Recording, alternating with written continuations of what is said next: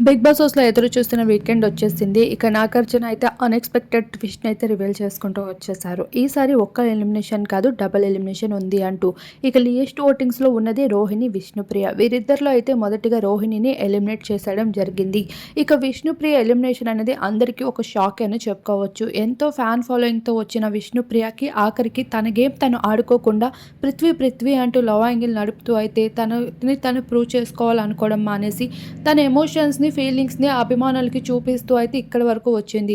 కానీ తనకి ఉన్న మిలియన్ ఫాలోవర్స్ ఆఖరికి తను ఏమీ ఆడకపోయినప్పటికీ కూడా తనని ఇక్కడి వరకు తేవడం చాలా గ్రేట్ అనే చెప్పుకోవచ్చు. అటువంటి విష్ణుప్రియని అయితే నాగార్జున ఫైనల్‌గా అయితే వార్నింగ్ కూడా ఇవ్వడం జరిగింది. "నువ్వేమి గేమ్ ఆడుతున్నట్లు మాకు కనిపించడం లేదు. నీ మీద నువ్వు ఇంట్రెస్ట్ ఇవ్వనప్పుడు ఆడియన్స్ నీ మీద ఎందుకు ఇంట్రెస్ట్ ఇవ్వాలి? నువ్వు గెలవాలని ఎందుకు అనుకోవాలి?" అంటూ చాలా క్వెషన్సే వేశారు. ఫైనల్‌గా అయితే బిగ్ బాస్ అయితే విసిగిపోయింది. ఇంకా అందుకే ప్రేరణ స్థానంలో విష్ణుప్రియని ఎలిమినేట్ చేయడం జరిగింది.